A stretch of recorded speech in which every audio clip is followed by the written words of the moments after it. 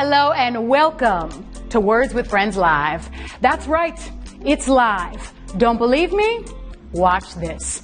Hey, Bria, what day is it? February 1st. Wait a minute, do you swear? I swear. What more proof do you need? I mean, come on. I'm your host, Tristan Cunningham, and if you love words, and specifically the words, congratulations, you just won lots of money, then this is the game for you.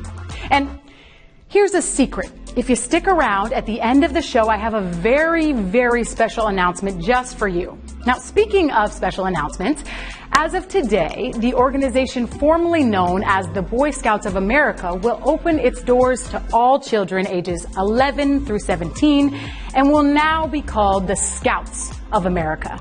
And you know what that's called? That's called Girl Power. Woohoo! Yeah. Now here, back to the game, here is how our game is played. I'm going to ask you 12 questions, each with 3 possible answers. And you're going to have 10 seconds to tap the button with the correct answer. Now you simply have to get all questions correct to win, and if you do, you'll get to share in today's jackpot of $5,000. That's right, you heard right, $5,000. Now if you get a question wrong, you're moving to spectator mode. You're out of the money, but you're more than welcome to hang around and watch for fun. Or, even better, you can use an extra life and stay in the game. All you have to do is share our game with a friend by tapping a heart on your Words with Friends dashboard, and we'll give you an extra life.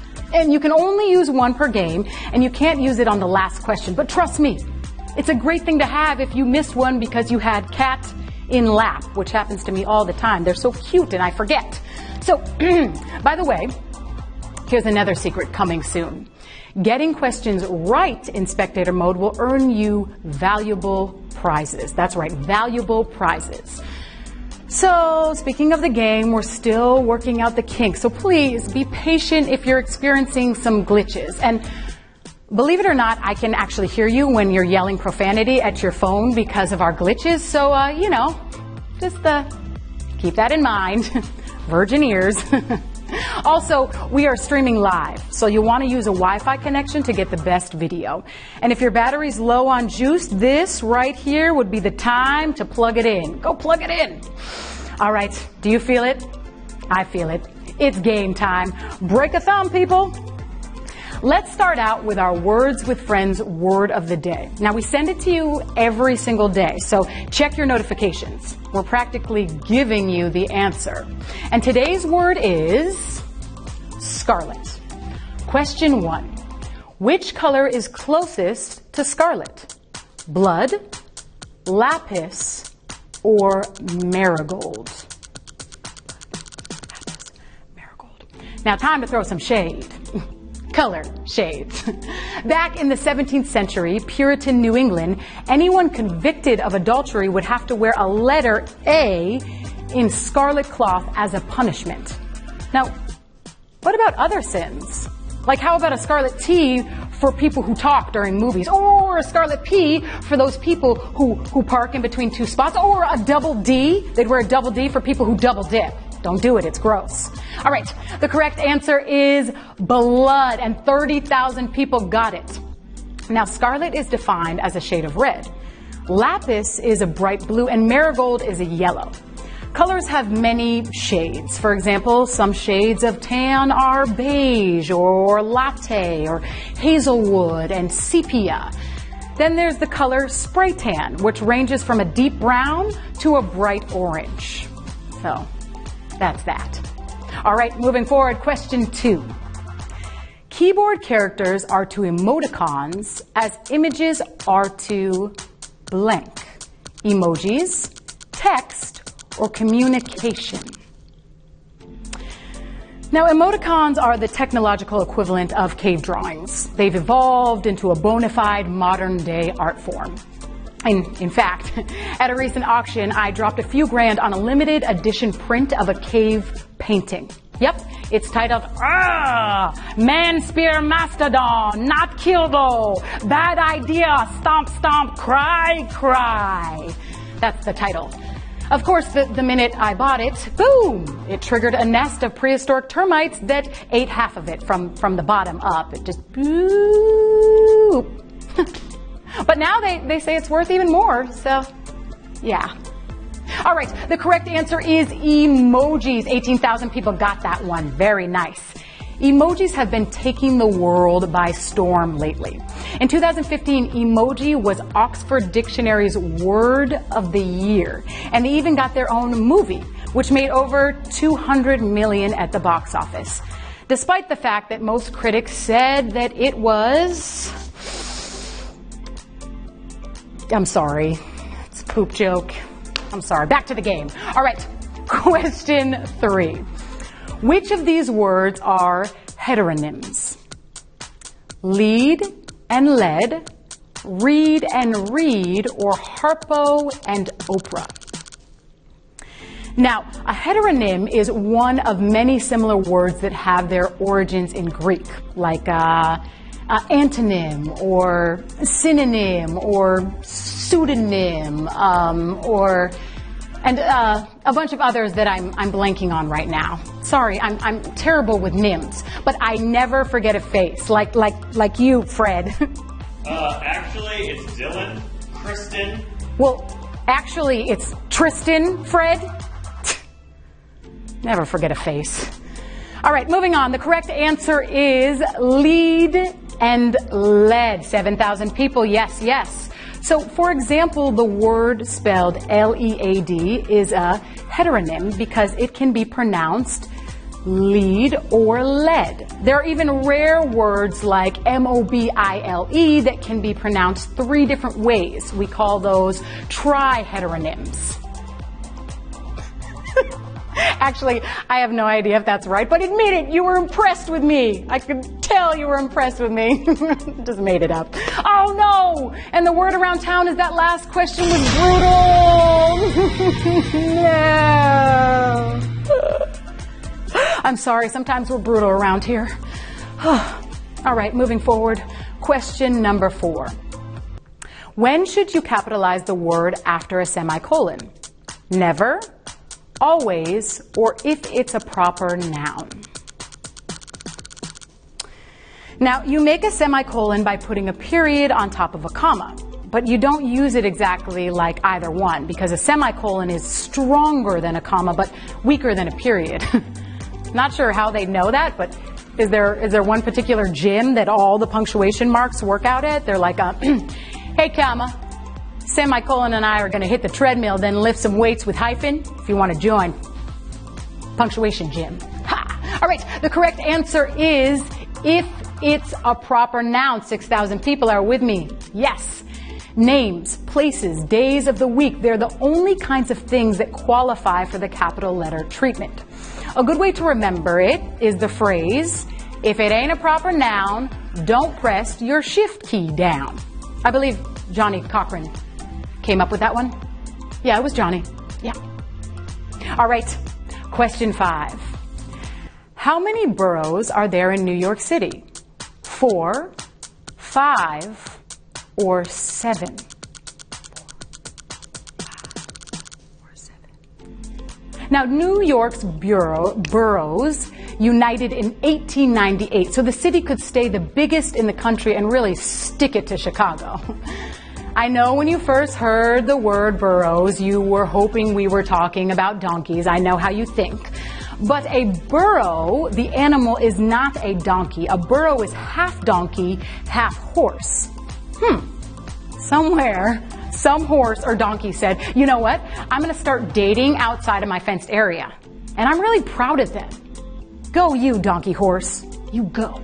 All right. The correct answer is 5. 5,136 people got that. Now, listed in descending order of population, they are Brooklyn, Queens, Manhattan, the Bronx, and Staten Island.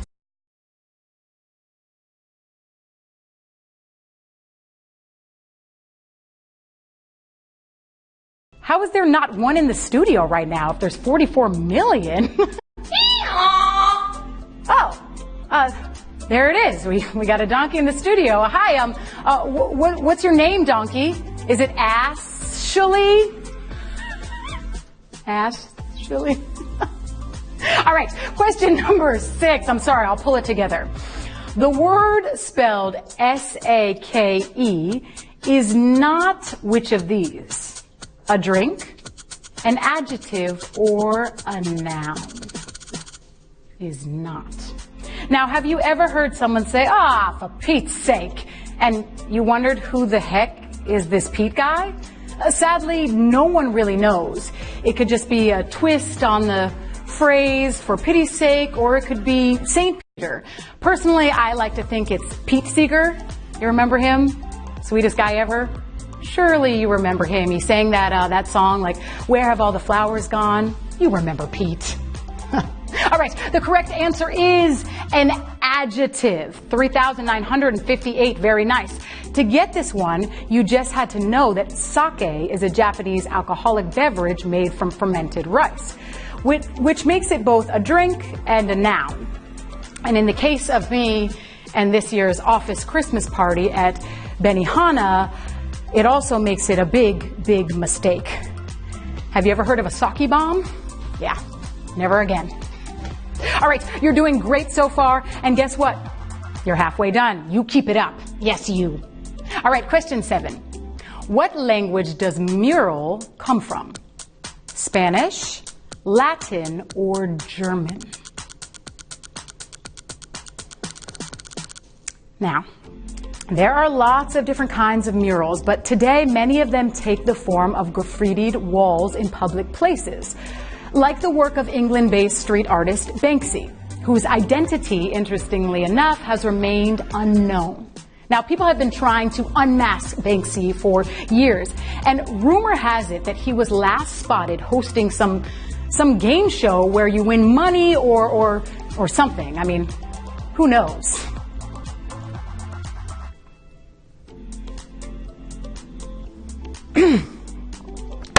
Back to the game. Back to the game. All right, the correct answer is Latin. 2,927 people. Very nice. Mural comes from the Latin word murus, which means wall. Now, one of the most famous muralists ever was Frida Kahlo's husband, Diego Rivera. Now, the irony is, now there are thousands of Frida Kahlo murals all over the world, but sadly, very few murals of her hubs. Girl power. All right, question 8. Which is not an aquatic animal? Morays, moray, or eagle ray? Not an aquatic animal. So after morays and moray, I was half expecting the third choice to be Maury, as in Tuesdays with, and I thought Jack Lemmon was great in that. Not to take anything away from Hank Azaria. I love me some Hank, but Jack really did. But back to the. Sorry, I got a little lost. Right, the question.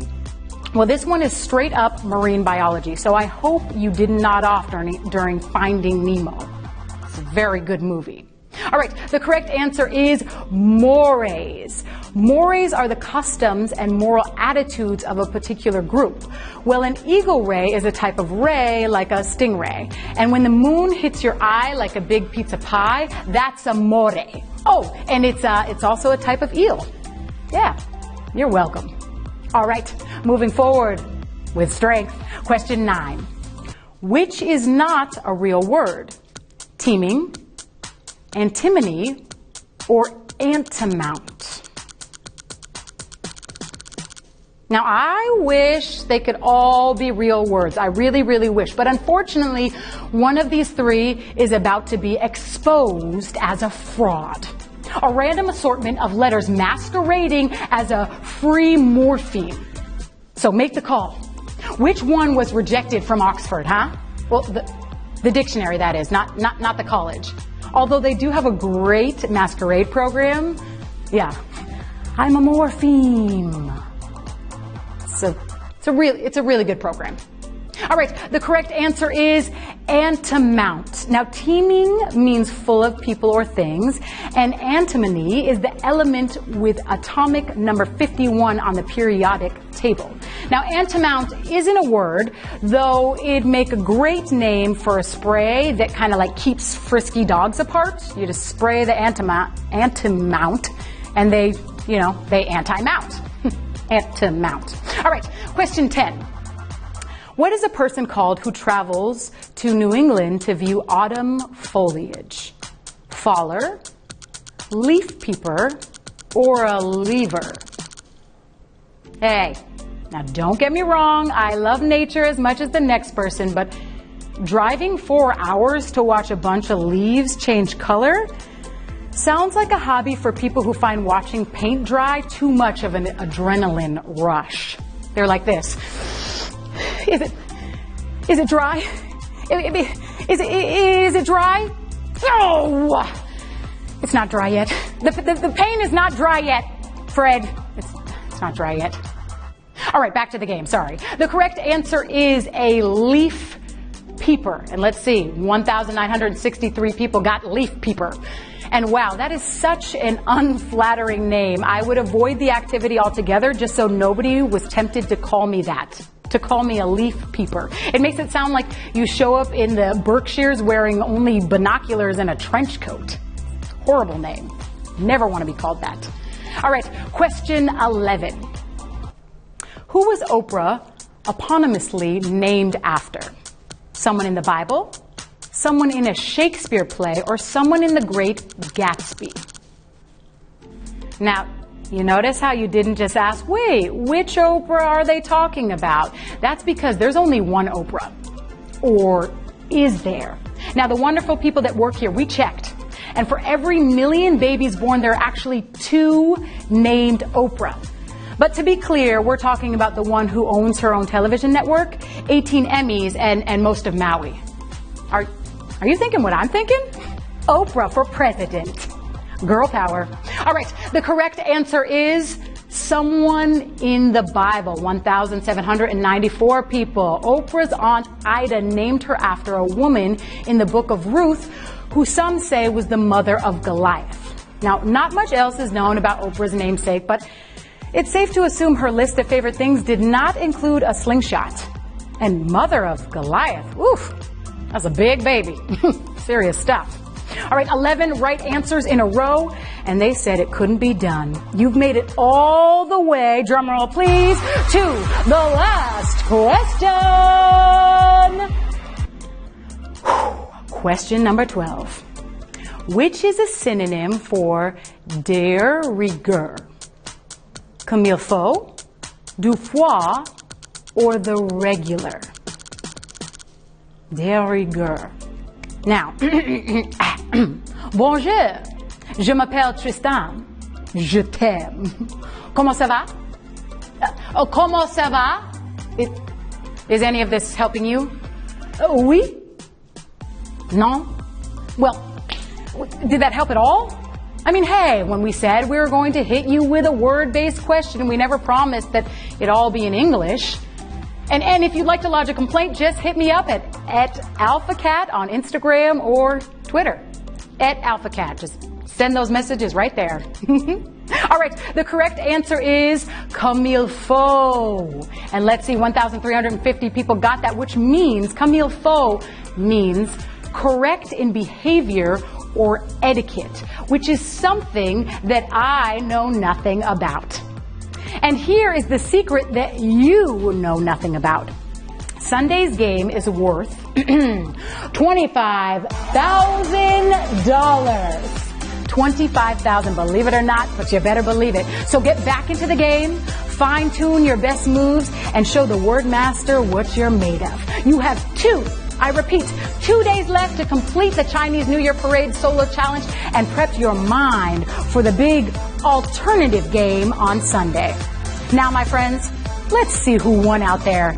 Vickers K, you have a hard name, but you won, which means you play a hard game, and I'm proud of you. Sam R, Daniel Z, Eddie L, 548, you won. Shane H, you won. Aaron S, guess what? You won. Who else won? Tony Z.I., you won. We Game 22 won. You won. Oh, there's a Tristan 290 who won. I'm so proud of you, Tristan. And I'm proud of all of you. And my friends, please join us again tomorrow. Same time, same place, same grace, new mound of money. I've been your host, Kristen Cunningham, and this has been Words with Friends Live.